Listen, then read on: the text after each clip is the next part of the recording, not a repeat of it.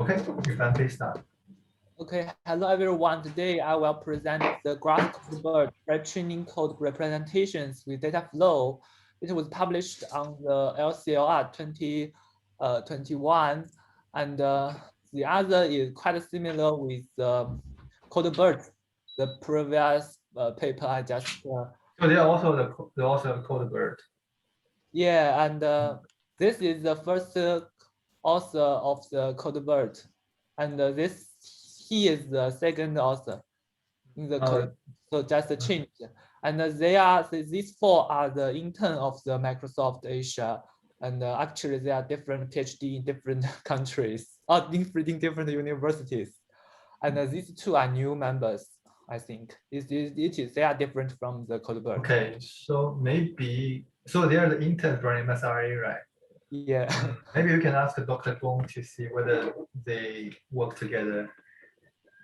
Maybe you can share the papers to Dr. Gong to have his comments. Okay. And there are many other Oh yeah, others. the Dr. Duan is actually the boss of Dr. Gong. Okay. Okay, and there are many members in the Microsoft DIV. I don't know this apartment, but they are all the new members, different from the Codebert. Okay, and so for this paper, actually, it actually tried to solve two problems. The first is that the existing pre-trained models always just regard the code snips as the sequence tokens, because the pre-trained models always follow the transformer encoder decoder that architecture, so they just sort the code snips as the sequence tokens. So this paper thought we should take care of the inherent structure of the code, like the data flow or the AST tree. And the paper also said that the AST tree is too complex. So they think the data flow is just more simple, and this will make the models more efficient. So they just want to solve these two problems. The first is they didn't want to use the sequence, and the second is they didn't want to use the ST tree. So the innovation point is just follows. It leverages the semantic structure of the code, and they introduce two structure well-pretrained task to pre-train the model. And the final contribution is that the model provide improvements on the tasks. Here I give some examples about the data flow. Okay.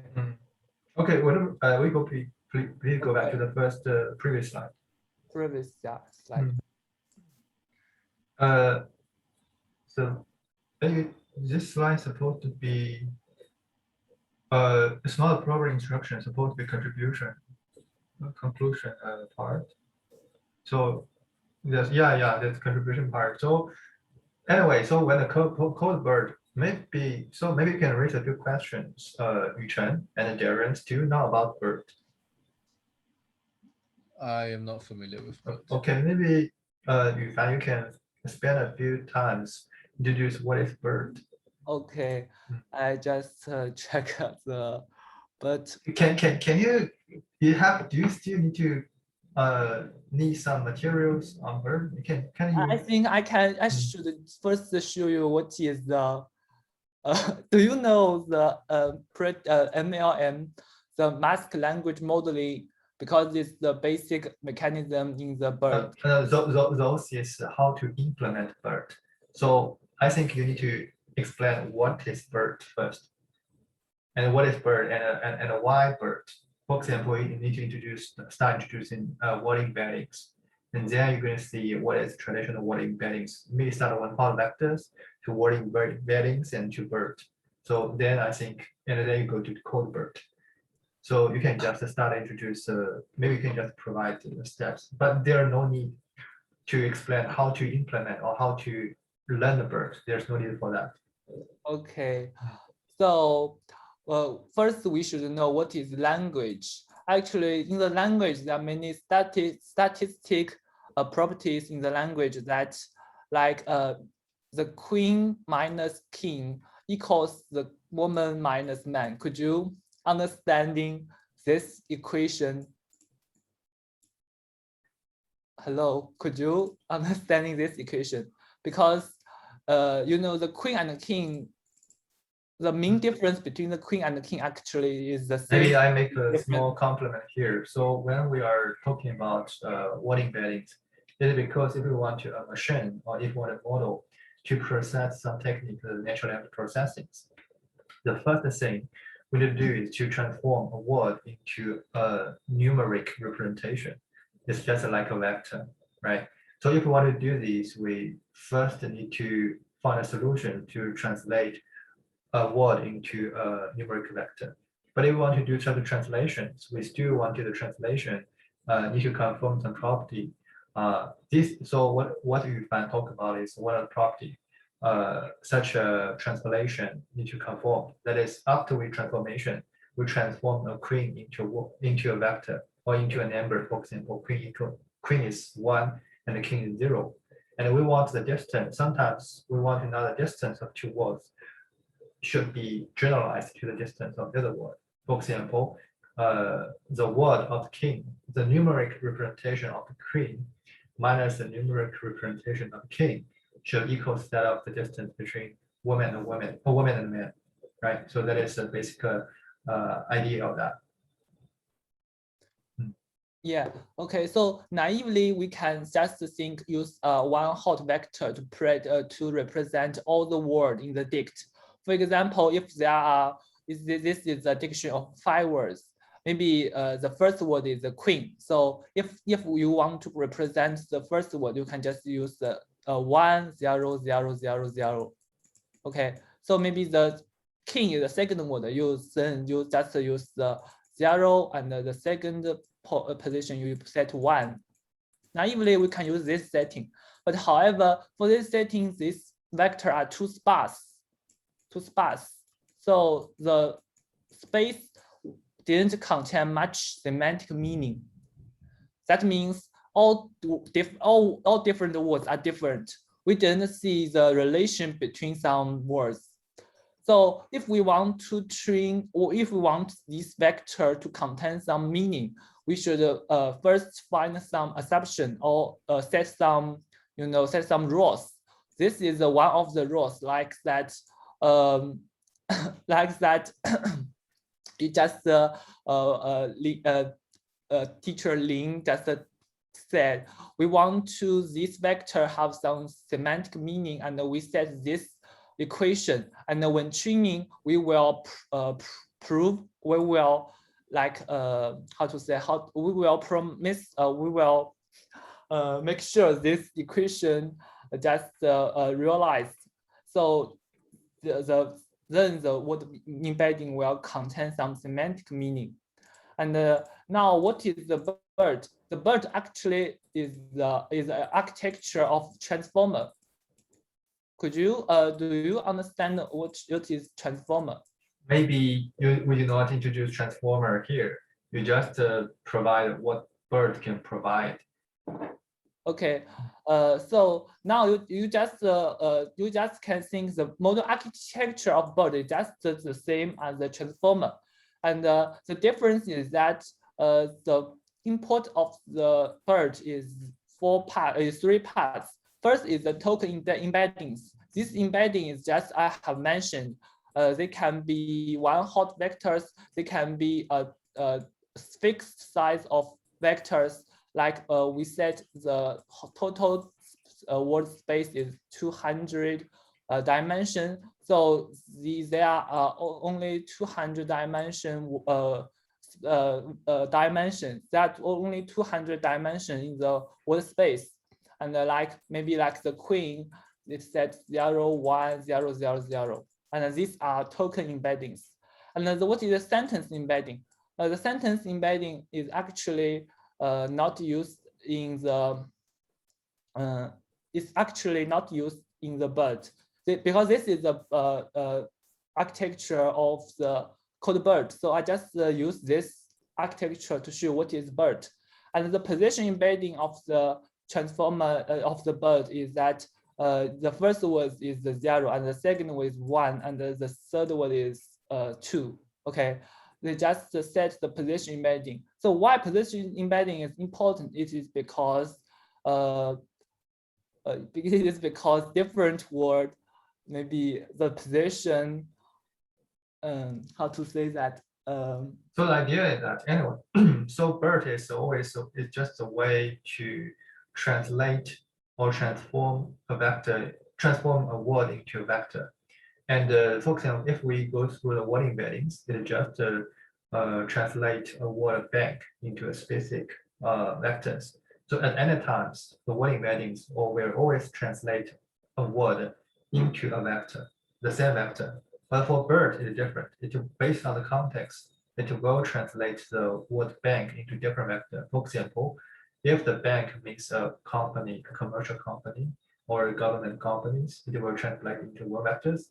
But if the bank means the age of the river, so it will translate into another vector. So that's the idea of BERT. It can convert the word into different numeric representation based on the context. And a code BERT can do something similar like this, but the code BERT is going to translate the proven tokens into those kind of numeric representation.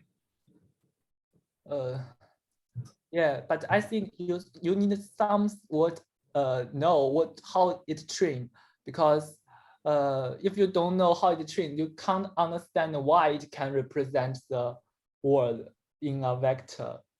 Maybe I think we can Darren and Yufan can read how the trend offline, because we have limited time for presentation. So anyway, the idea is that it's great that Yufan can introduce how the trend but anyway, the result, the rationale is just we want to learn the numeric representation in a different context. Sorry, can I ask a question? It's about the token embeddings. It is originally the one hot, or it is, for example, the pre-trained word to vector. Just as you mentioned, it's the fixed. For a specific word, it's a fixed vector. So I'm wondering, the token embeddings is one hot or the pre-trained word to It's pre-trained. It's actually pre-trained. Okay, then the transformer, the positional embedding, it's like somewhere like one hot, or no, it is just like 0, and it's just concat with the token embedding, and they are all like, maybe you can set to maybe like 10 dimensions, and this is a vector to represent a 0, so this is all 0.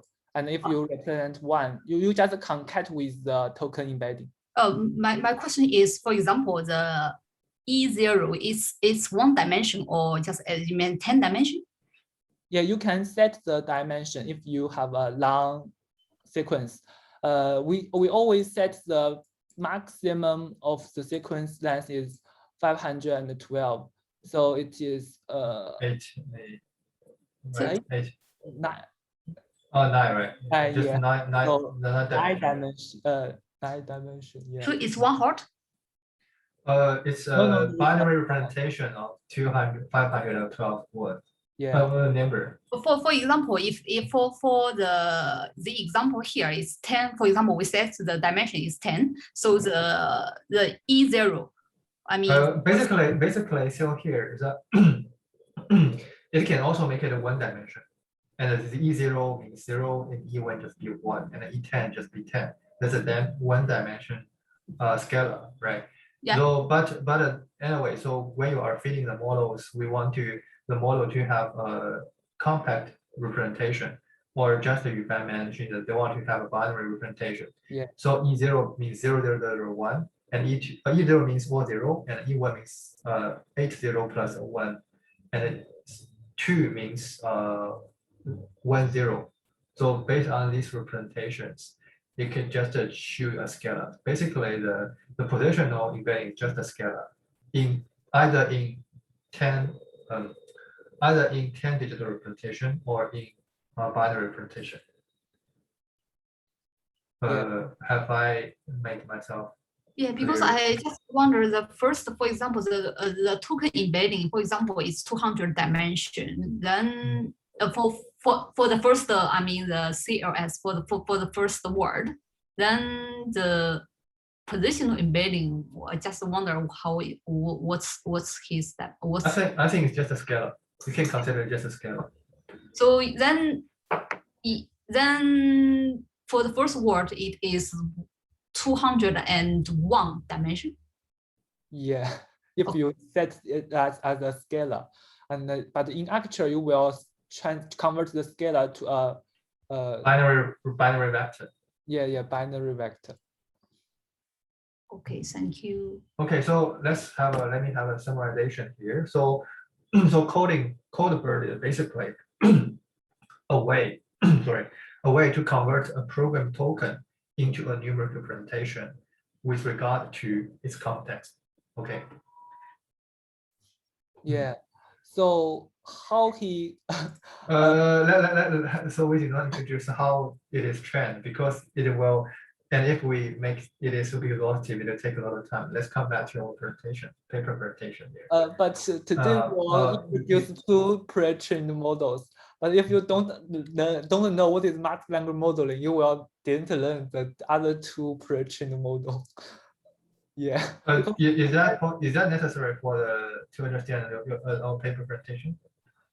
Because it's just first use the MLM and then use another project. Okay, understand. So maybe when you go to that component or go to that part, you emphasize how to do the master pre-training task. And let's keep continuing. So let's go back to the rationale of this paper. So here the Graphcodebert is basically, so I want to focus on the rationale or why this paper.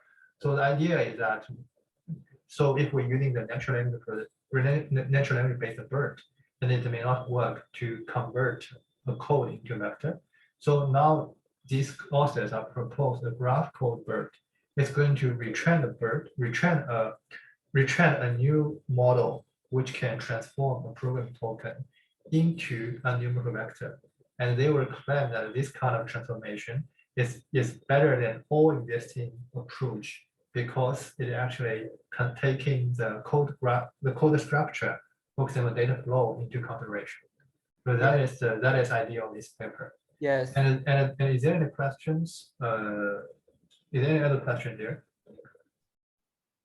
Sorry. So Graphcodebert is Yufan's contribution, whereas Codebert is the previous one, or it's this paper? It's just this paper talk about about it. Yeah. So the idea, folks, just so let me re-emphasize. Maybe I think I'm too monologue. Maybe I acted a lot. So this you can consider this a magic box. It's a deep neural network model. For example, if we write a code like int a equals b, something like this. So we want to convert this sentence or this statement into a numeric representation. And after this code statement or these code tokens are transformed into a numeric representations. And this numeric representation can be used for a large number of tasks. For example, we want to predict whether the code have a bug, or whether this piece of some code can be translated into another code, and whether this other code can be tested. Anyway, so as long as it can conform to a neural conforming into a task, which can be handled by neural network models, and all they can be used. That's a goal to translate the code to this numerical vector. Can I ask a question here? Is one line to be a vector or one word to be a vector? For example, it's both is possible. But for now, it is used to translate token from int, and a will be translated into a vector. Okay. Okay. Actually, the CLS represents the sentence vector, and all the other word respectively has its own vector, and the CLS represents the whole sentence vector here. Okay, and another because the Codebert actually based on the Robota, it's not just the bird. Robota is improvement on the bird. So, but for simple, so we just said bird. Okay. Okay, so anyway, so there's a large number of variations of BERT models. So maybe Yufan and Darren, you can learn more about these offline. So please continues, make your story complete. Okay. Yeah, If you are interested in the detail. Okay, so we now first need to understand what is the AST tree and what is the data flow. Here is an example. If you get this source code, the compiler tool will pass this code into an AST tree, and then this paper identifies the variable sequence. So it actually also have a sequence, but it's a variable sequence. And he just extracts the variable relation from the AST tree to become the data flow graph. So this is the how to get the data flow. Any question here? Please keep going on. I think that's straightforward.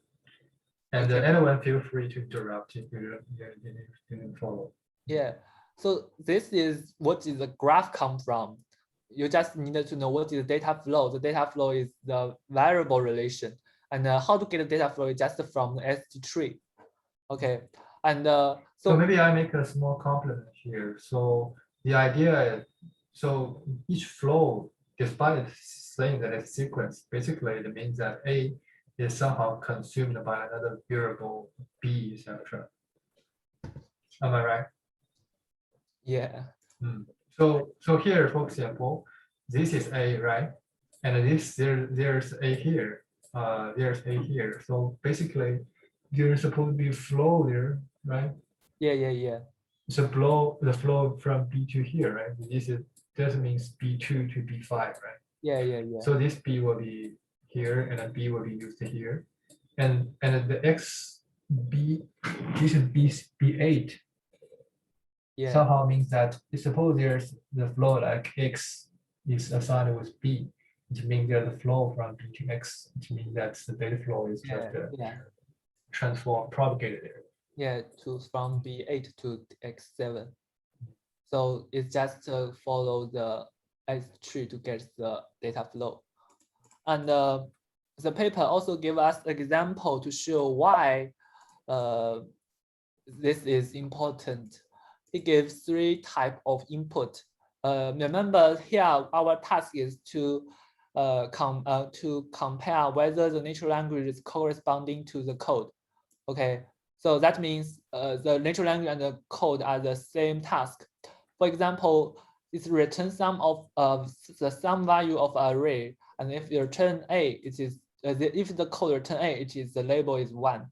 But if we change the return A to the return B, that means it is not didn't compare didn't correspond to the natural language. So we should label it 0. Okay. So no, so what do you mean by change? What's the purpose of changing A to B? Yeah, because if we just see that this sequence, we don't know actually what the A means and what is the B means in natural language space. That means the code token A and B didn't have a semantic meaning in the natural language space, but it actually have a meaning in the data flow. In the data flow, the A means the sum of the array, and the B means the mean of the array. Okay, could you understand this difference? Because in the natural language space, A just A, B just a B. These tokens have no semantic meaning. They are different from the word. The word can have a meaning, have a semantic space, but the A and the B just a token. However, in the code space, the A and the B actually have meaning. This A means the sum, this B means the mean. So they are different. So these examples show that and what does this label means? Label 1, label equals 1, and label equals 0. this label means that the natural language and code are just a pair. Okay, I got it. So you were using some contract learning technique, right? Am I correct? So that means, so suppose the code can, or the natural language can well represent or explain the code, the label equals 1, otherwise it's 0. Yeah, yes. Okay, so this example, from this example, you should know that if only though the token A and token B in natural language have no semantic meaning, but actually they have meaning in the data flow. So this example actually is the intuition behind this paper. Okay, now we just look at the model architecture, model framework. The input is the source code, the comment, concact with the comment, and the concact with the data flow. Here is the 3 parts of the input, and he goes through a Graphcodebert model and then outputs the corresponding vector. They are corresponding their own token vector. And the task, there are 3 pre-trained tasks. The first pre-trained task is masked language modeling, which is typical used in the BERT model. And the paper gives other 2 new pre-trained tasks. Okay, so this is the total model framework. Actually, the innovation is the 2 pre-trained tasks. Sorry, I have a question here. So the input of the Graphcodebert model also involve a lot of comments, right? So that means the So input. the codebert also in contact with the comment. Okay, so the comment means that, so if we want to train a codebert or Graphcodebert, we feed the BERT model into both code, text, and anyway, here is additional variable sequence. So we need comment and code pair to train this model. Yeah, so but when you do the mask, so suppose you remove a variable, mask a variable in the code, and you are supposed to, can you also easily find the corresponding token to be masked in text? Have I made some clear? So suppose that I think for one training, it just mask one token. But you can also mask multiple tokens, but this mask is randomly. You didn't have any setting. And my follow-up question is that if you mask a natural language, because you mask a token, so when you're doing the trainings, you mask both the tokens and the corresponding or word, either mask the token or mask the word. Or both mask code or text. And then you're going to predict that. Okay. Yes, actually, the masked language modeling is behind the iteration that the context will make sense. Here is the example. In the BERT training, it will follow mask the first word, second word, third word. So in this sentence, it will have like maybe 1, 2, 3, 4, 5, 9 training, 9 times of training. The first time it mask Alaska, and the second training they will mask is, and the model. I got it. Yeah. So the context will help to predict this token. So the intuition behind the BERT model is that the context makes sense. That means I think you can understand it. Any questions here? Yeah, so Darren has a question that what does it mean to mask a word?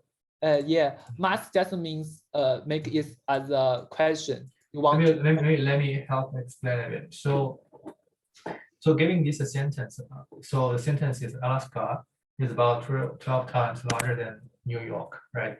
So our goal is that we want to translate maybe the word New York, anyway, New York, into a numeric representation. Is that correct? Right. Yeah. So now we want to have a deep neural net model, and the input is a sentence. the sentence, maybe the New York, something like that. And the output, and we're supposed to be their representation, right? The representation of New and the representation of York, right? But how do we know this embedding, this kind of the word embedding, this embedding is correct? So the idea is that giving these kind of vectors, we feed this vector into another network. And the job of this network is doing a task. For example, this task can be it can be a classification, right? It can be a classification, or it can be a mask task. So the mask task, or it can be doing something else. So if this embedding can work well in this model, and then we think that this embedding is actually sensible, right? It's sensible because such kind of word embedding, after embeddings, the input consists of these embeddings can make at least one model get a good job of classification or mask. Now let's continue about what is mask. The mask is that giving a sentence, and we remove one of the word, and to see whether the model can recover this deleted word. So this is called masking, the masking task. So just like say today is a good, and what the next word is supposed to today is good day, and the weather is either good or bad, cannot be a cat or dog, right? So this is more like a language model here. So this task is that we remove one word, and that lets the model automatically recommend what is the word we delete. So if this embedding can do a good job, can be used to do a good job on certain task, then we say this embedding is good. So basically, when we are learning the BERT, we can using these embeddings to different tasks. That's called a multitask learning. It can be one task is classification, one task is masking, and when we build such a vectors, and we using these vectors as input to many tasks, and to see whether those input can be used to let some model get a good job on multiple tasks. Then we will say this embedding is reliable. Have I made myself understood? Yeah, thanks so much for the detailed explanation. Okay. And Yufan, you can also consider raise an example there. So despite this neural network model may not that relevant to FYP, but it's good to know. Okay, keep going on.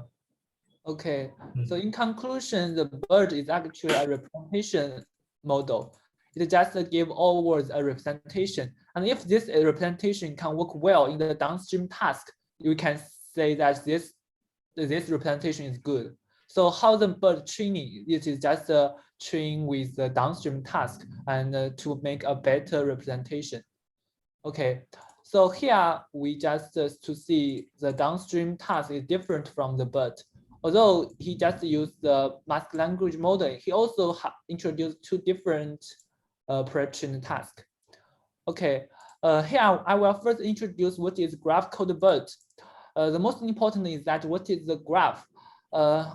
I have mentioned that this paper considers the data flow as a graph. So how to make this data flow influence in the BERT? He just, I think this way is a bit weird. He just used the attention mechanism.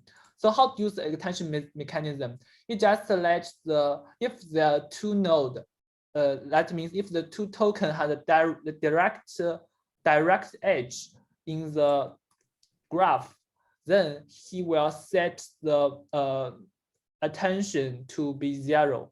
That means this two nodes can attend each other. These two nodes can influence each other. But if there's no direct edge in the graph, it will set negative infinite. That means these two nodes can't have attends. They can't influence each other. So it is just a mechanism. Actually, it's just do some change on the attention mechanism to make the graph. Could you understand this? Here I just give you an example. For example, in this source code, the data graph is like the data graph, you can focus on the X11. The X11 has a direct edge between X9 and X11 and X7 and X11. So in that case, the attention will calculate between the 9 and the 11 and the 7 and the 11, but will not calculate with other nodes. Could you understand this? So you're talking about the input level, right? You're still talking about input level. So how to represent this graph structure? It was representing the input or inside the code bit? Oh, you're talking about the pre-train. No, I talk about what is the Graphcodebert. What is the training process in the codebert? Because we know the transformer actually is the attention.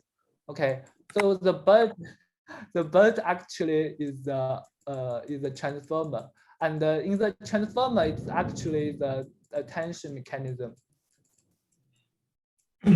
And what is the graph? He just makes some difference in the attention. In the original attention, all words will calculate a similar score between other nodes. That means the X11 will calculate the similarity between the 9-7 or the other node like A1, A2. I got it. So, yeah. so now, somehow. Yeah. Now it's just calculate with the direct. So let me rephrase your idea. So in the bird, so now you find talking about the retraining, the pre-train task. So we have mentioned that one pre-trained task is about the word masking, right? Now we're talking about another another task. It's called the date flow prediction. So giving a set of the variable, giving a set of variable, and they're giving a set of variable like this, and the task is going to predict the data flow between those variables. Right. So this is the goal of this task. For example, I'm talking about the Graphcodebert is not the pre-trained task. I'm now talking about how to get a representation of the token. This is a downstream. You can regard this as a downstream task.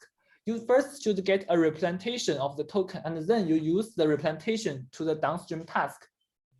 Could you understand? And this represented isn't it being a variable sequence? You have already prepared that. You have already prepared the model. How the model process because now you just input the sequence. There's no graph. Could you understand? You just concatenate this as a sequence because the transformer only allows sequence input. So he just do some changes in the codebert, in the BERT model to make. But giving your variable sequence, the age between A and B, that means that there's a data flow there, right? No. You can see the A2 will point to A1 point to A1, and the B5. Where is no data flow in the variable sequence actually? But this variable sequence is instructed from AST, right? I think it's just defined by the other. They just follow the sequence of the variable. Just by the sequence of variables. Yeah. He just have the variable sequence. And how the data flow influence, he just for example, let me confirm. So the sequence is A, B, X, B, A, X, B, something like this. So this is so basically it extracts all the variable there, and okay, so the input have no structure information there. Yeah, so you just input the A, B, X sequence, and then in the BERT, in the process to get a representation, this is the BERT do. So how to get a representation? He just used attention mechanism. So what is the attention mechanism? That means he just calculates the relation between B and the relation between X and the relation between the A.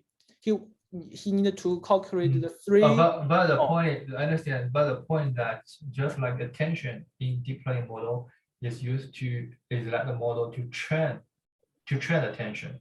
But giving the code structure is a definite. Yeah. He just force the model to set those values. Am I right? Yes, he just forced the attention model that. So that means he predefined a rule-based attention model. I think. I'm correct? Yeah. He just let the other node that have no direct edge to be negative infinite. That I means think it is a very weird. So if it is zero means there's no propagation during training. And how do they represent negative infinity in the model? this is a mask. That means he starts setting this. Setting if this is maybe he just like negative 512. It said if it's negative 512, he didn't compute the loss. If it's a 0, it will compute the attention. And the compute attention, the variable will different. Could you understand this? Just this is just allow attention computing or not allow attention computing. If it is negative infinite, it will not allow the node A to compute the score between A and the B. That means the B will not contribute to the node A. That will not allowed. But if the A have direct edge between A and X, that means the X will contribute to the embedding of A. He will compute a score, and then this score will multiply to the embedding of the X and then contribute to the A. But the point is here. So let me raise another. Maybe I follow your. Suppose A. So let's assume that A cannot. Suppose there's no data flow between B and A, but there's a data flow between X and A. Yeah. Right.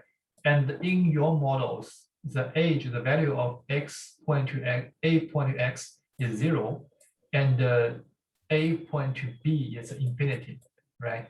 Yeah. So this is what you mentioned. But the point that when it's 0, by right, the value of this age cannot be retrained or cannot be modified during the training. Am I right? It can be changed because this 0 is a token. This 0 is like there's a command. This command means allow or not allow. Allow a 0 means allow the score to compute, and then the X will contribute to the A, and the negative infinite means not allow. Okay. So somehow means that suppose there's another data flow that's called Y. And suppose that there exists a data flow from A to Y, right? Suppose there is such a flow there.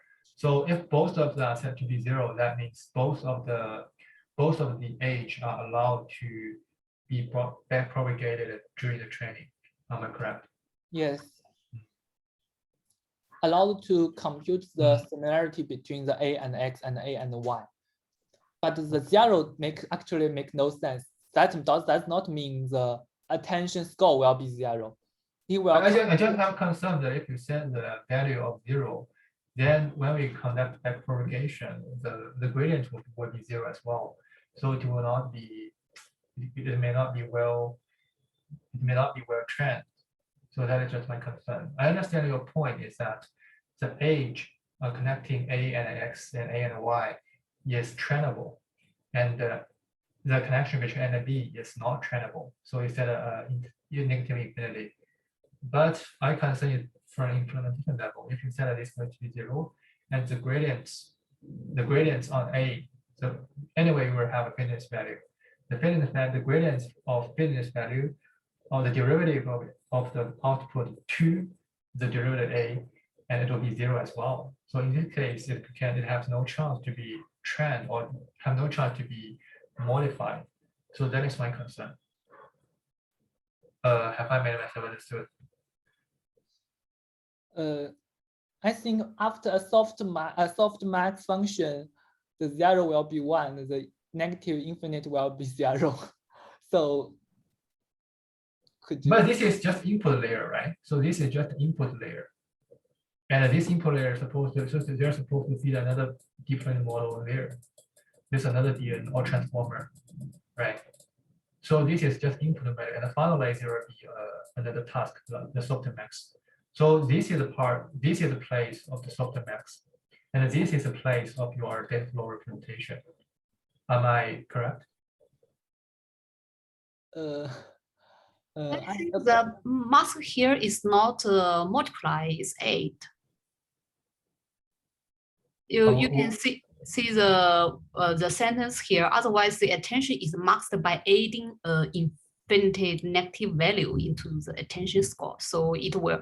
So I mean, your point is not correct because you mentioned the gradient will be lost if it is 0, but it use 8, not multiply. Oh yes. Where I didn't get it. So what is a add? You're adding. Adding. That means you first get a score maybe like 0.1. Then you compute the like a equals to 0.1x plus 0.2y. Okay. So now you just change on the score. That means if you say 0, there's no influence. 0 plus 0.1 is just 0.1. But if you just add a negative infinite, that means this score will be negative infinity. Yeah, so A will be a negative infinity. So it will not compute.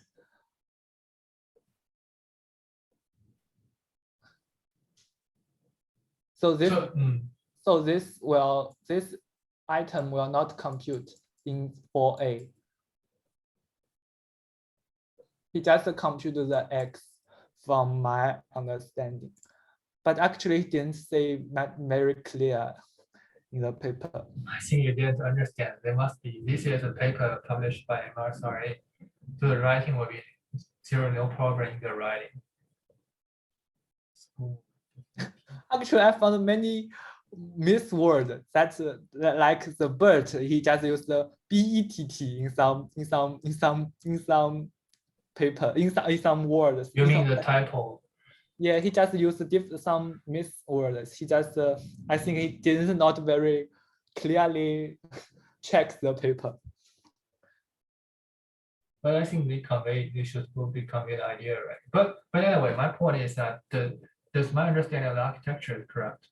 So when they are building the attention mechanisms for the data flows, does the attention mechanism or it's called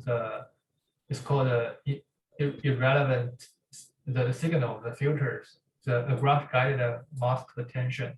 It is close to the input layers or close to the final output layer.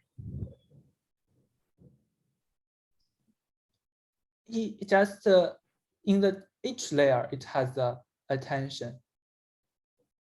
Maybe the transformer have like he used the 12 layers, and each layers it will have the attention, mask attention.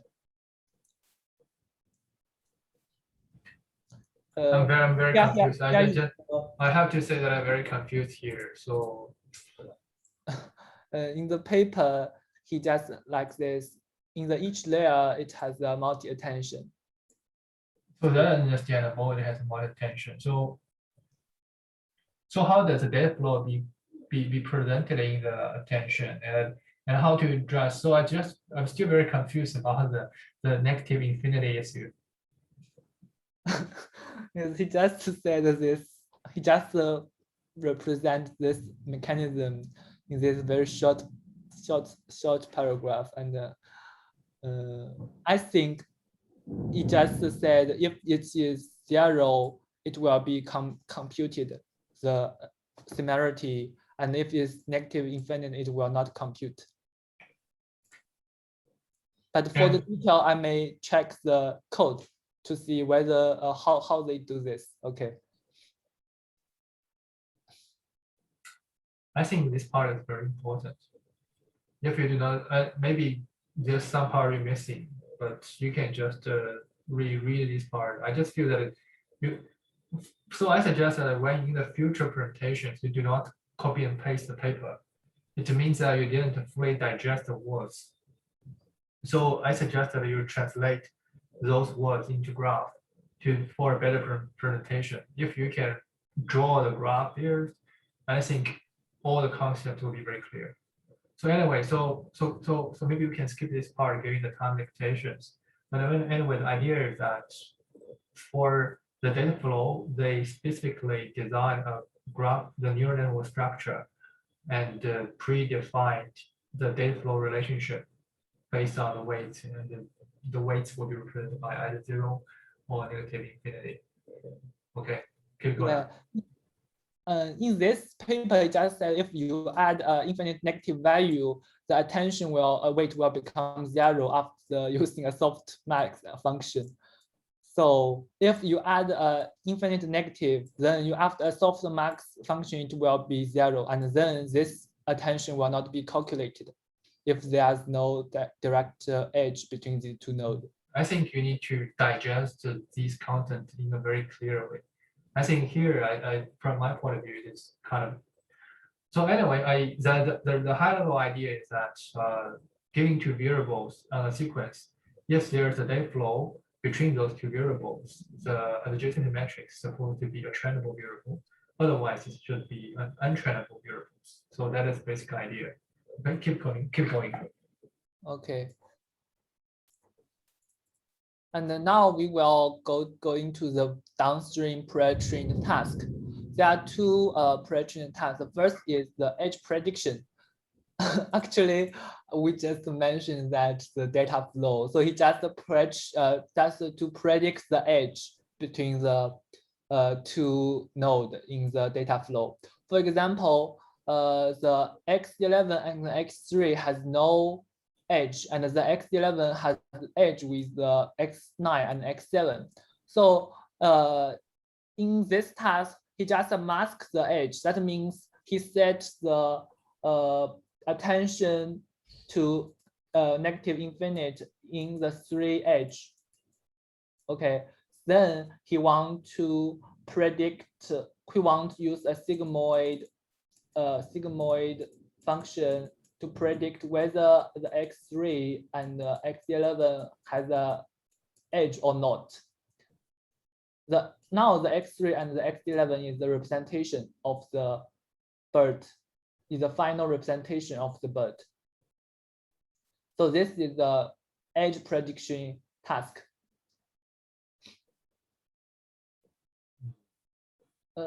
Could you understand? Why all these 3 are negative?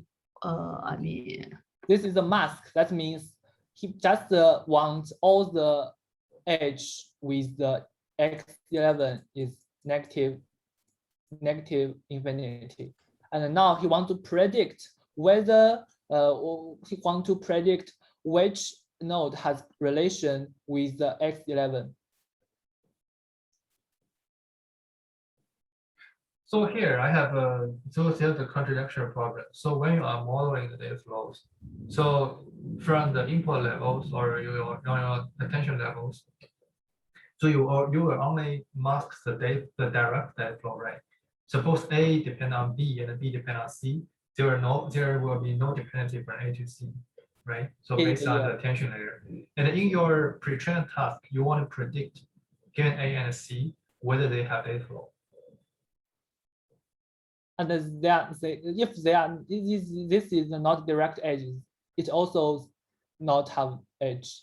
Then it's quite weird. So you have already given the answer during the attention layers, and why to predict that? Because now you just mask the attention layer. That means all the edge with the 11 set to the negative infinity.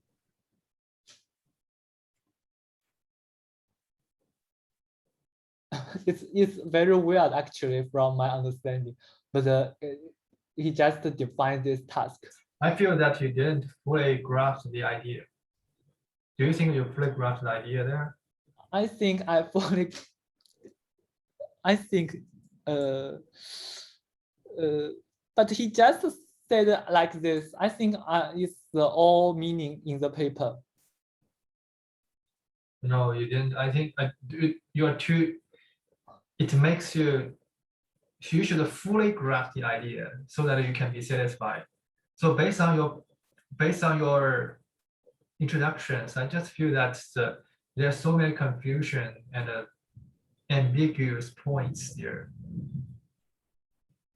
So what is the video point here? So first, I'm kind of confused. I'm kind of confused about the attention layer presentations, and also I'm confused about the data flow masking. So it seems that these two components are twinkled with each other, right? Could you pardon, please? So okay, so the input. So giving your blue part, this blue part is going to represent data flow, right? It's going to represent data flow, and in such a data flow, the input is the variable sequence, and you manually, and the paper authors manually construct the data flow between. So basically, it's just an adjacency matrix between every pair of variable, right? To Yeah, represent whether giving every variable whether they have data flow or not, right? yeah, And in that case, so this is just basically an input representation, or it's an output representation. And what's this relation about the that's pre-trained the representation. No input or output. It's just the representation. I don't know what is input or output representation. You don't know what is input and output representation. So basically, given the input, given a sequence of variables, Yeah. They are like a vector. You just remember this a sequence of vector in the dictionary. You just no. This is Bird model, right? The Bird model, the input of the Bird model is a sequence of variable token. You first need to change the variable token to the vector, like follow the. You mean the one-hot vector? Yeah. You can use the one-hot vector. Okay, so we're talking about it's the one-hot vector into the Bird model, and Yeah, the Bird model will output a special kind of the embedding vector. Yeah. And how and can you mark where is the adjacency matrix of data flow you represented during the structure? Yeah, this in the each layer here.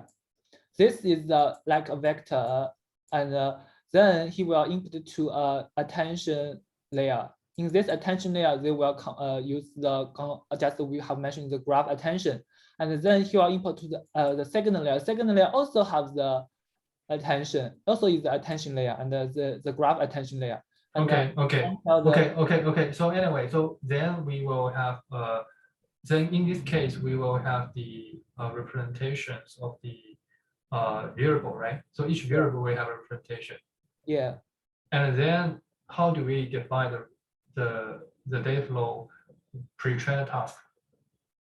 Okay, so now in each of the attention graph attention layer, he just masked all the edge related to x11 to the negative infinity. Again, will you please pardon to say what you mean again? So in each layer, each graph attention layer, he will let all the score of the x11 to be negative infinity. That means the x11 has no relation between all the other node, all the other ABX0. No, what I'm asking is about the pre-trained task. So for the pre-trained task, you want to predict data flow, right? Yeah. So you want to predict data flow, but based on your description, for each layer of the node, for each layer node, if the two nodes do not have data flow, it will be marked as infinity. And based on the software max, its value will be 0. So Yeah. in that case, so only the variable, only a giving a pair of variable, giving a pair of variables, they will be relations only if they have data flow, right? Yeah. I'm not sure where I have expressed myself well, but the idea is that if two variables they do not have data flow, they will not have any output, and it does not have any contributions there. So in this case, what's the meaning of this task? The prediction, the data flow prediction task. Because based on the designs, if two variables does not have any relations, you. I think it's, I also consider this question actually, because we know for the mask language modeling, he just masks the token and then input it to the BERT and then to predict the token. This is very common. And for this task, he just I mean, so the age predictions. So suppose, let me clear your words. So suppose it has output an X and output. So anyway, giving a variable, it will be translate each variable into a vector. Yeah. On this step, is that correct? And then it's going to feed these two variables into another task to predict whether they have data flow between these two variables. Yes, yes.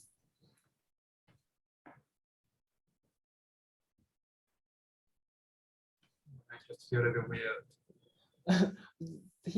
I think he just wants the model to learn the relation between the node. So I think Dr.Lin's previous question is a key point. For this kind of pre-trained task, what is the output? I think this is a key point. For example, so my assumption is that, but I think Yufan, your presentation have a very severe problem. So you understand the instruction, that is very good. But when you're talking about the technical details, I think you need to practice yourself about the presentations. And the toughest part and most time-consuming part about your presentation is that when we go through the technical details, you cannot express that well. So it's very hard for me to judge whether you have understand it well or whether it is too hard for you to express it. So consequently, so all of us have to guess what the paper really wants to present. You know that when we do the presentation, everybody share your work of understanding the paper. But when it's, or we have already discussed this point for half an hour. So that's for me, if I read the paper, spend half an hour to read the paper, maybe I have already have a better understanding of that. So that is what we pity. Right. So maybe I just briefly go through. I'm also a bit confused about the paper, but maybe I need to first discuss with someone else because I also didn't understand the actual meaning. Okay. So basically, if you read a paper, when this part is very confusing, you do not try to explain it. You just mention, honestly say that this part is even confusing to you. And given that as a work of MSRA, you can just send a paper and CC me and maybe Dr. Fong. So about the details to understand their paper. Okay. So actually, I'm also feel very weird because he just. The problem is that you didn't fully grasp the idea. So you are just the first year PhD. So for the first year PhD, you have to understand those details in a very clear way. And giving this paper is also a training for you. I suggest that you spend, if you don't understand this part, you spend more time to digest the technical details. So when you are assigned a paper task, you are supposed to fully grasp and fully digest this content so that we can have a more in-depth discussions instead of trying to guess what the paper really is. So that is the major problem here. But I think the process is quite clear. But actually, what confused me is the intuition behind this setting. The process is very clear. It just masks the attention, just similar as masks the token. And now he just predicts the relation, just similar to predict the token. I think it's quite clear process. But actually, what confused me is why he used this setting. this paper only said he want to the mode. And also there I have a little question. So giving different masks. So giving the transformer the red ones and the blue ones, are they output the same embedding? No, they didn't output the same embedding. They didn't output the same embeddings, and so but when we want to giving variables, and which embedding do we use?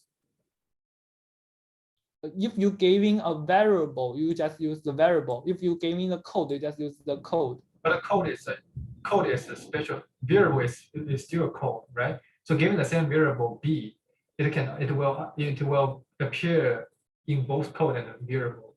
And which embedding vector do we use? If we always use the code in this paper. Actually, the second pre-training task is just to compute the similarity between the two b, like this b and this is b5. He will compute the two b and make them have an edge, or just say make them very similar. I get it even more confusing. You can keep going on, and maybe I will read the paper myself. You can keep going on. Okay, so I have just talked one pre-train task in the variable sequence, and he also gave another pre-train task in the code and the variable sequence each other. And in this, no, it's still really confusing. So here you're giving three input, right? So giving the three input a codebert, and the codebert will output the embeddings for every of these materials. Am I right? Yes. But in the practice, we are only feeding to, and especially for the code, right? And suppose there's a operation like greater than operation. It was also create an embedding for this operation, right? Yes. And similarly for B, we have B here and we have B here. And what is this variable sequence can be used? I suppose I'm saying that, so given a Graphcodebert, we have a task of the comments generation, right? And how do we use this code graph? Because for B, we have two embeddings here. Or we use them both. They are different B. Do you mean this B, B5? The B5 is the same B with if B bigger than A. The B2 is different from this B.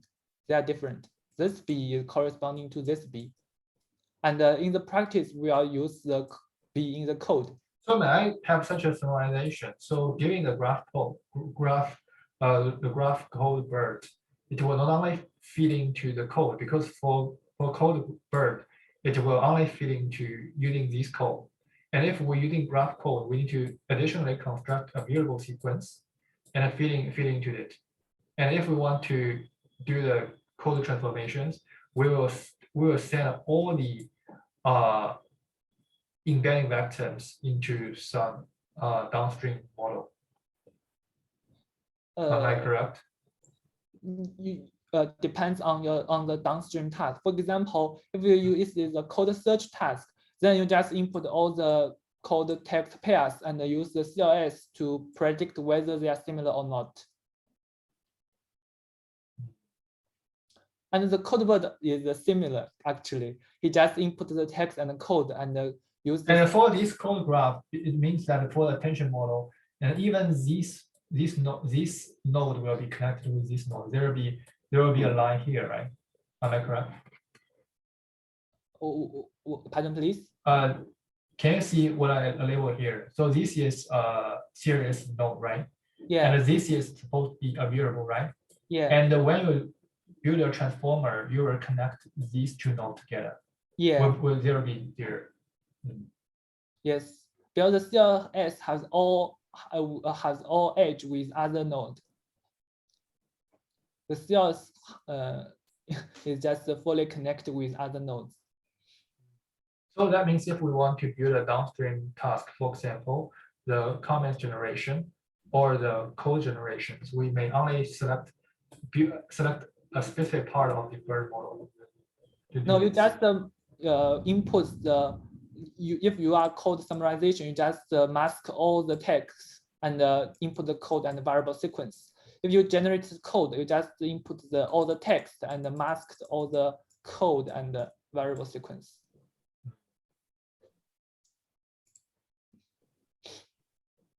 Okay, so but in this case, how many downstream tasks does this Codebert, the Graphcodebert need? What it means need? So if you want to train the Graphcodebert, so it introduce a variable sequence, and how many downstream tasks that need to train this Graphcodebert? For the pre-train, he just used these 3 pre-train tasks, and it will fine-tune on the downstream task. And actually, the performance is not very good. I also want to express this point of view. You can see that only 2% improvement on the Codebert, but compared to Codebert with Robota and other model, it will. Even Robota can have, but Robota is being outperformed, right? What? Yeah. The Robota based on code. Yeah. Yeah. So actually, the main improvement is the pre-trained task is not the model architecture. You can see from this experiment result. If you're using a pre-trained model like Robota or Robota based on code or Codebert and Graphcode, it will much greater than the typical model. And if you look details about the improvement, it's quite no improvement. If you just remove the data flow, it only have like 2% loss. So I didn't see much improvement on this this model. You can see from this setting, because this is the code search task, because I'm now working on the code search task, so I know it's quite a mere improvement. And for the ablation study, he also do a very difficult understanding this task. He just said because in the settings, the ratio of the code and the nodes is like you have 90 code tokens and then you have only 10 token of node. But now if you check whether the code and the nodes contribute to the CRS, you will see that an increase contribution of the node. That means the node contribute a lot. I may have some new idea of to redesign a Codebert. Whether we can keep going. Okay, so in this is a bit, he said, because the node contribute a lot, that means the data flow makes sense. I think it's quite mere, because you can see that the main contribution is from code, but there's quite a difference in Python. Maybe Python is a different program language, because Python is a much flexible sometimes. So maybe in that case, the data flow will make more contribution. And he also compared to other AST trees and shows that if you use data flow, it will much more strong model. But in this setting, he just shows that the AST tree even worse than without any node code structure. So a bit confused me, because he also said if the sequence length become longer, the ST tree will become much complex. But however, in that case, although the ST tree is much complex, it also have a better performance compared to the code structure. So I didn't see many, intuition or many analysis from this paper to see why this model, this mechanism work. And the only reasonable example this paper gave us is this example.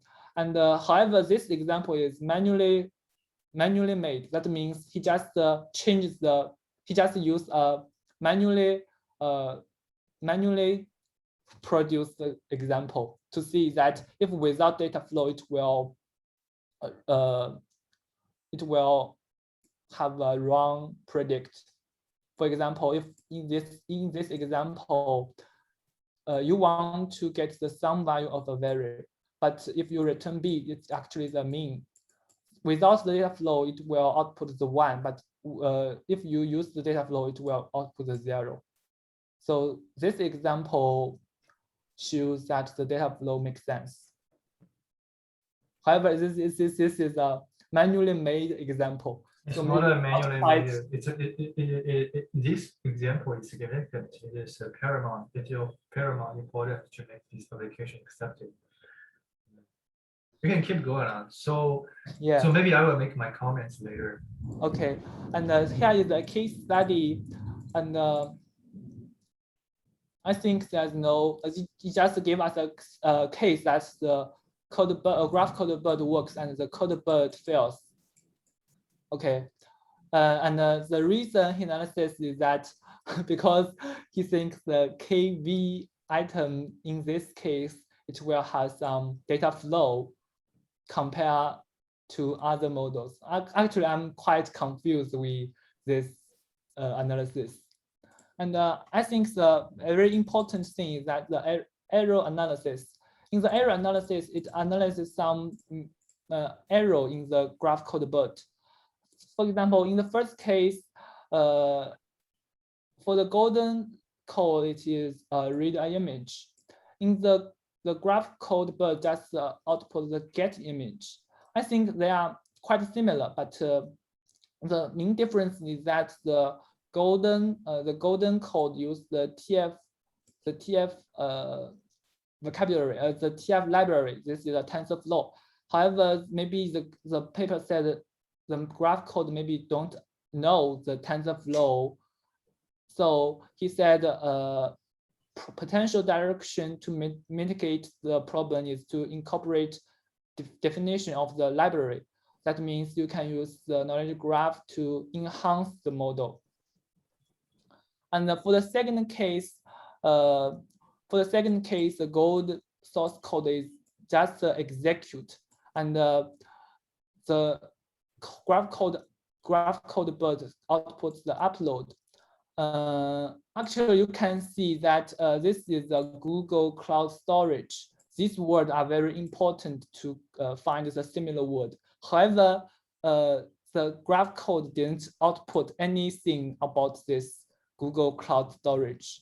So the paper said maybe it's important to understand the query, and he didn't give much analysis on this case. And for this error analysis, you can see that the code Graphcodebert, the query is JSON load wants a unit string in Python 3 converted. And this is a very, this is a very unusual token in natural language. So the paper thinks that some query may have some, terminology in computer science. So the model can't understand them in the natural language level. And the whole problem is that there's no actual statistic data to compute how many example contains like the terminology, how many example contains like. So basically, so when you are investing in code, let's suppose there are variable A and B. So does all A and B variable, because some A could be a global variable, some A could be a local variable, and those variables are using the same embedding. I mean, in vocabulary, they're the same, right? Yeah. So that means when we go through the code, at least for the one-hot vectors, and the same token will share the same one-hot vector. The input embedding will be the same. Okay. And so that the problem is that suppose in the code, if we want to generalize our approach in another project, I suppose the naming convention of another project is very different. And how do we search the vocabulary? Pardon, please. I didn't understand your meaning. The point is that, so when we train a model, we're supposed to be having a vocabulary, right? And Yeah. this vocabulary at least will say that this is A, this is B, whatever it is. So if we want to generalize the models, suppose we train a model on a few projects and we want to use the model for other projects. Okay. And suppose the other projects using a large number of very weird naming convention. Suppose it has maybe the AA, AAA, and a replicated sequence of B. Such kind of variable have never appeared in the training process. What's going to happen? There's two solutions. The first is just set the unknown token. The second actually now is very quite used in the Robota. We just use the byte level.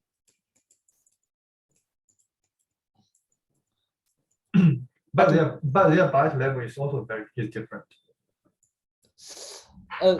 You just use the byte level. That means the byte level doesn't mean that it's ASCII code. Yeah, you just use ASCII code. But that's a code Like is very A different. is just A and AA is just a 2A. I think there's very, very preliminary world here. But you know, the most important is after the embedding, after the BERT, the final output representation, but the vocabulary is not very important actually, because it's just the initial embedding. It will be changed in the training process. Yes, but the initial embedding will be, is the initial embedding important? Suppose I change A into B. Suppose, for example, when we have a study. So I think for your research is, we can start with a few empirical studies. And one of the questions is that whether the initial embedding is important or the initial one-hot vectors. For example, I want to replace the method. In this method, giving a Java method, and we replace one variable from A to B. By right, the semantics are supposed to be the same, right?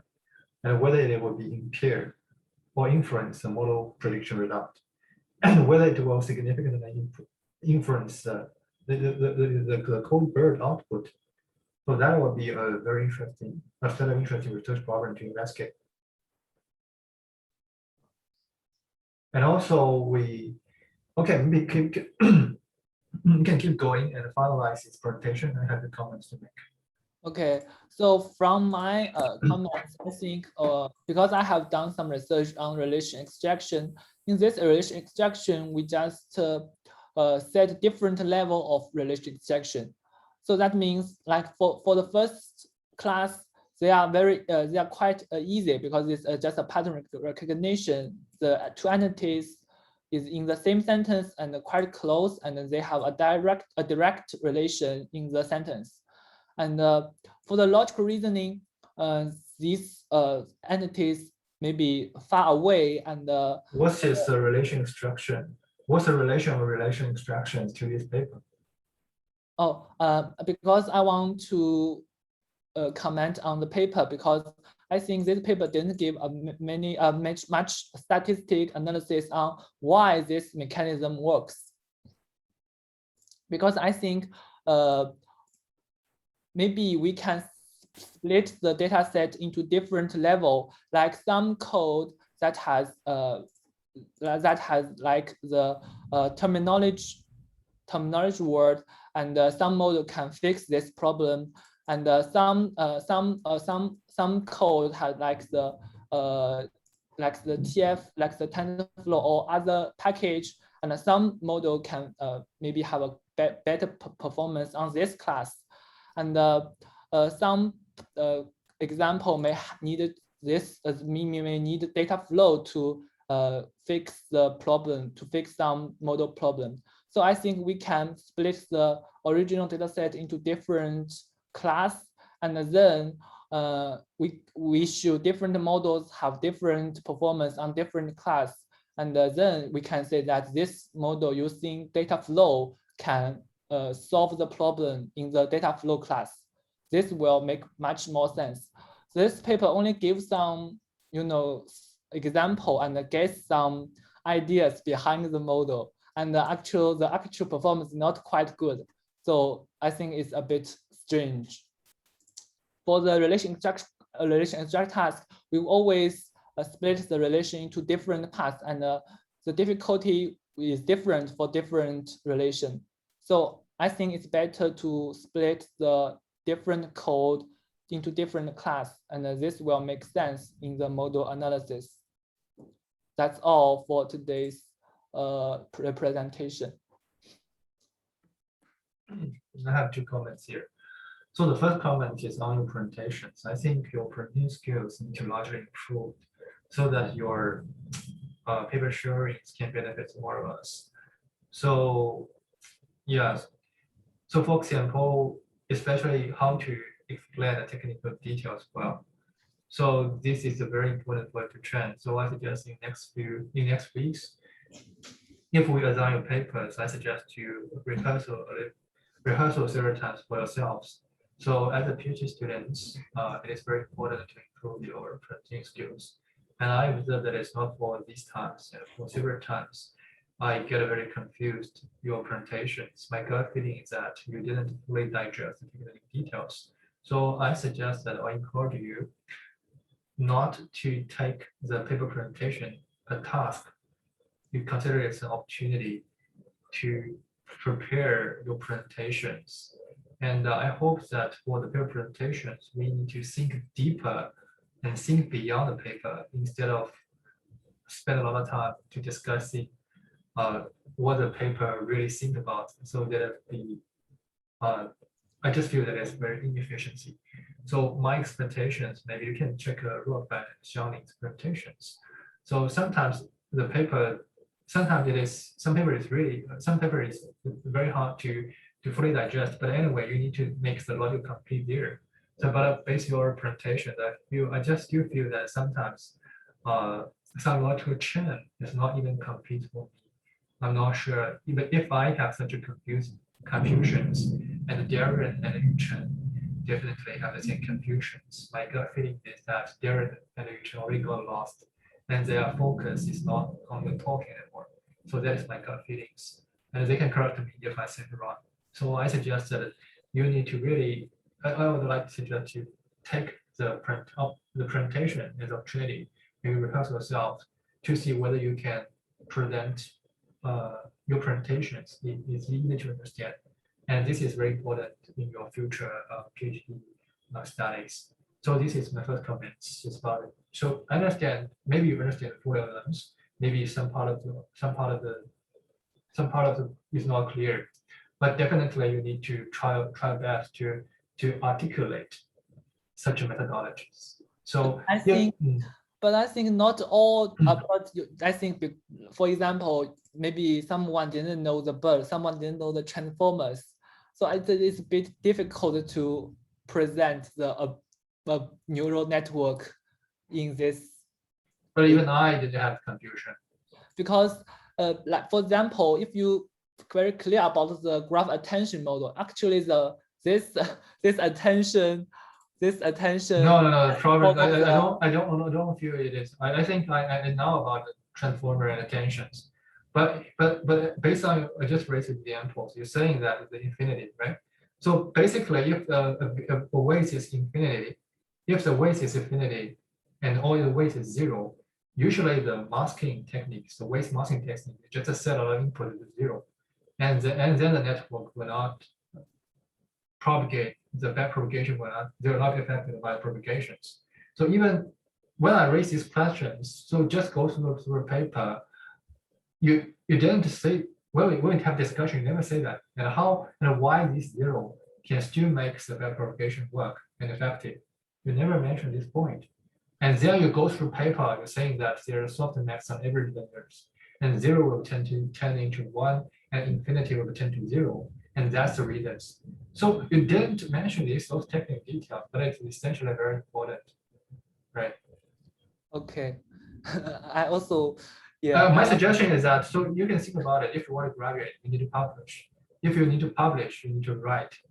And now every logic is very clear. It is established publications. And for established publications, you read the papers, And even for this level of the logical chain, you cannot organize into a very articulate way. And how could you write a establish a paper to publish? So that's a long way for you to be an established independent researchers. So this is a very basic training. You need to think about it. That's my suggestion. So when we have the idea, when you have the kind of knowledges, how to represent the knowledges in a very articulate way, so that an expert can understand and make comments on your work. So that is very important. So I suggest you next time when you do the presentations, I suggest you make a few rehearsals. Take it seriously. It's a very great opportunity here. And the next comment is about the technical level. So I just feel when you are presenting the paper, I just feel that the deep learning model, there's a very long way for the deep learning model to handle the code. So for example, so for us, for the people, we know that, I'm not sure whether in anybody course, so there's a technique called anti-plagiarism. So suppose you copy and paste the homework of your classmates or friends, and some technique for the code clone detections or the anti-plagiarism tools will report you there is a plagiarism there, and it will automatically score the homework be zero score. So sometimes the students will adopt some technique like change the variable names and adjust the method orders and add some data code in there and rewrite some other code. But even they try to do this tool will be very effective. It will be very effective to say that it is still plagiarism. So if we, of course, from the practical view or teaching point of view, plagiarism is what we want to avoid. But the technical theory is that plagiarism or the plagiarism is actually can identify a few semantically similar or semantically same code, right? So in this case, I suggest maybe in the future we can do a few empirical studies, and we do the semantically preserving transformation of code, and to observe how it impacts the bird model. So I suggest that for now, the Codebert, Graphcodebert, and also just consider network is a magic box, and all it do is just to follow the AI style. So it keep improving the models, add some additional information, change the model structure, and finally the score will be improved, and then they have application. Very little explanation can be provided, and I think we should avoid this case. And if we follow these styles, we cannot make ourselves understanding. So maybe we can start with few empirical studies to see. So, for example, there is a very important branch of the deep neural model is called the adversarial training, right? Hello? Yeah. The adversarial training. So maybe you can collect a similar study. Maybe I think a trend to go this follow way is that we're not in a hurry to inventing a technique outperform the others. If we do this, we are make ourselves involved in a red sea of competitions. Everyone try to achieve the new score, in the same benchmark. I think it will be not helpful. I think we need to provide an explanation. For example, think out of books, think beyond of this trend. We can think about adversary on this code, the code-based deep network model. For example, we define a set of the semantic preserving transformation to see how robust this model can be to defend this. And if none of the models can handle this information, handle this kind of the adversary generations, and what's supposed to be the future, and we can just make the voice now that current model is just in the level of toy, and what can be improved. Maybe the adversary trainings, the data augmentations, and what are data augmentation for code. So we can leave a set of this part of the idea. So I suggest now it's time for you to take the notes. The first idea is that now, so when we have a discussion with Dr. Gong, we are talking about improving the model structure. So I think we can consider another perspective is that we are having an empirical study to evaluate how reliable the existing model is.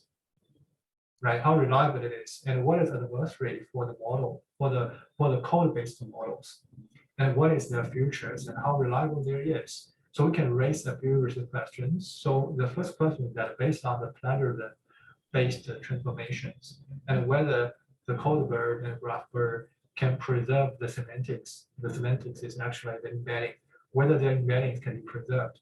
These are the first questions. And the second question. Please, sorry, do you mean you just use the representation of Codebert and input it to adversary network and then output a similar? No, adversary network. We're not talking about adversary network. I'm talking about adversary attack. For example, given an images and we change a few pixels and the model make a wrong prediction, right? So understand this part.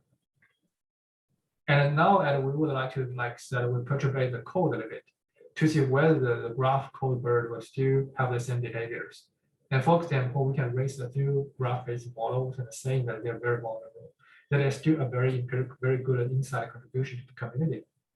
And then we can propose that how to train a robust Codebert and a Graphcodebert, and to make them resist against those adversary. So that's another angle there.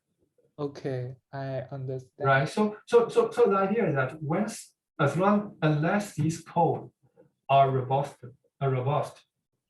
they will not be practical in company or industry. Yeah, yeah. So there's the idea. So I think I will have a phone call with Dr. Gong later, either with Yihao's work and your work. So anyway, so my last comment here is for you. I suggest that I understand you are just the first year, but I think you need to get yourself more serious and more even hardworking. Yufan and Xiaoling already have at least have one submissions, but I think you need to just giving your presentations. I just feel that sometimes you for example, I just feel someone want to achieve the best. When it's the presentation, they want to have the best presentation.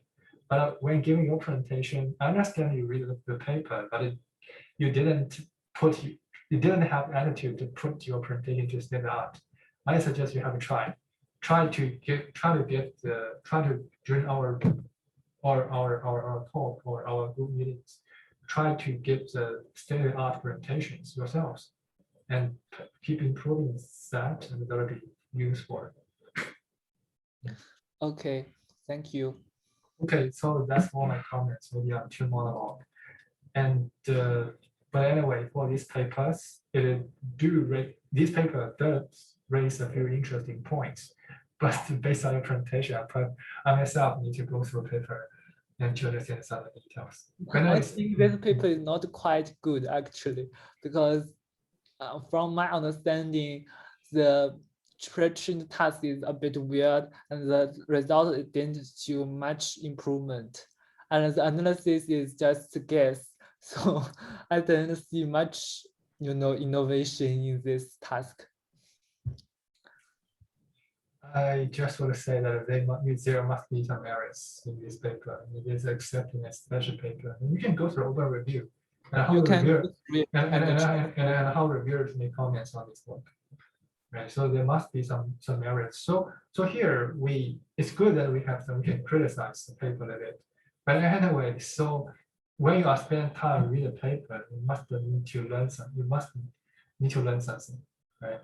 And you must borrow something for your future research. Otherwise, your time just wasted. Right. Okay, that's all my comments here. And is there any questions? Okay, if not, maybe call it a day.